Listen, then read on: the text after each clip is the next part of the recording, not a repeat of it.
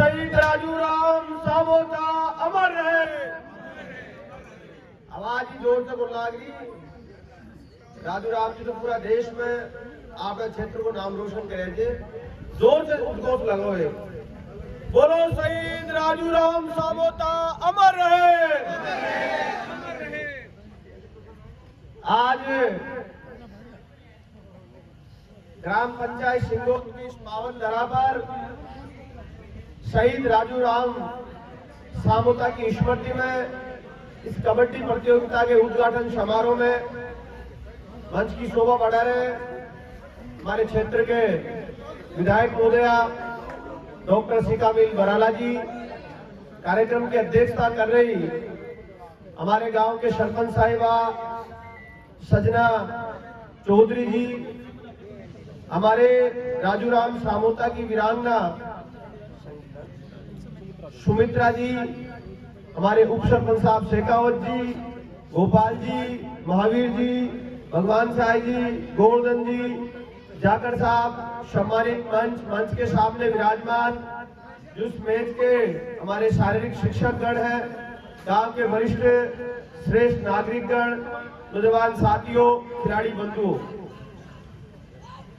देखिए हम सब लोगों को पता है कि जिस ईश्वर ने हमें प्राण दिए हैं उसकी मृत्यु तय है। आप गौर से इस बात पे मनन करना, विधाता ने ईश्वर ने हम सब लोगों को जो प्राण दिए हैं उन प्राणों की डोर सीधे सीधे कनेक्टिविटी ईश्वर से रहती है। जन्म मरण और मरण ये ईश्वर का और विधि का विधान है, इसको कोई टाल नहीं सकता है। जिस प्राणी ने जन्म लिया है उसकी मृत्यु तय है।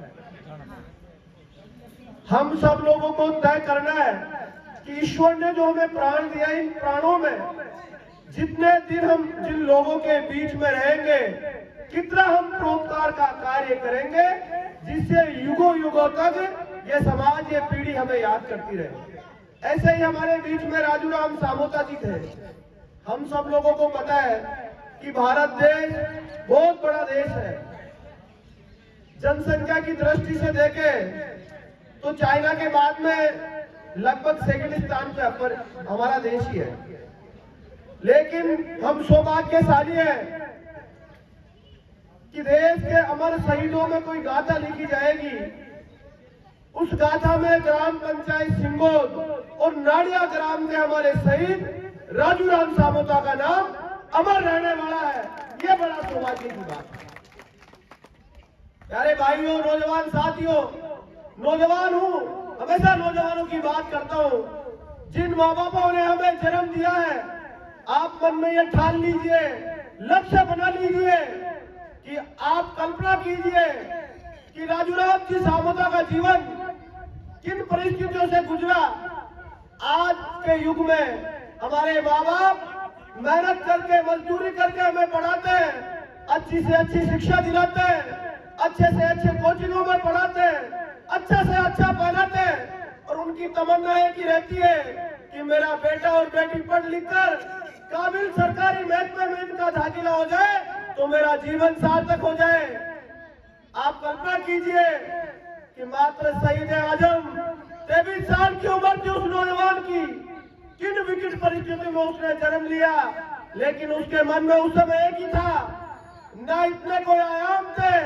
उस गुलाम भारत में पैदा होने के बाद में उस नौजवान का एक ही लक्ष्य था कि मैं रहूं ना रहूं, मेरे प्राण रहे न रहे, लेकिन मेरी भारत माता गुलामी की भेड़ियों से आजादी मिले। हंसते हंसते शहीद आजम भगत सिंह जी ने उस फंदे को चूम लिया और हंसते हंसते इस देश के लिए शहादत दे दी।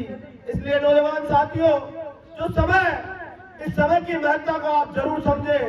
भीड़ का हिस्सा नहीं बने, मित्रता सबसे रखो, लेकिन सच्चे मित्र और अच्छे संस्कार प्रत्येक व्यक्ति से ले सकते हो, चाहे वो 8 साल का बच्चा हो, चाहे 60 साल के हमारे दादाजी हो, वो भी आपको अच्छे संस्कार दे सकते हैं।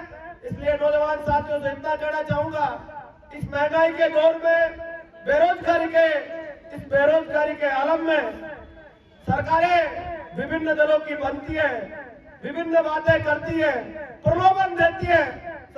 बढ़ जाती है, लेकिन नौजवानों के लिए सही समय पे, किसान के लिए, मजदूर के लिए जो बात करे उसका आप पस्तर करो, आपका भविष्य कौन निकालेगा? नौजवानों, इसलिए आप अपने आप को तैयार रखो। ये रण का मैदान मिट्टी से जुड़ा हुआ खेल कबड्डी का है। प्रो कबड्डी जब से देश में आई है, जब से खिलाड़ियों को एक अलग से पहचान मिलने का काम किया है, इसलिए युवाओं के आदर्श स्वामी विवेकानंद ने भी कहा है कि उठो जागो, जब तक मत रुको, जब तक लक्ष्य की प्राप्ति क्यों न हो जाए।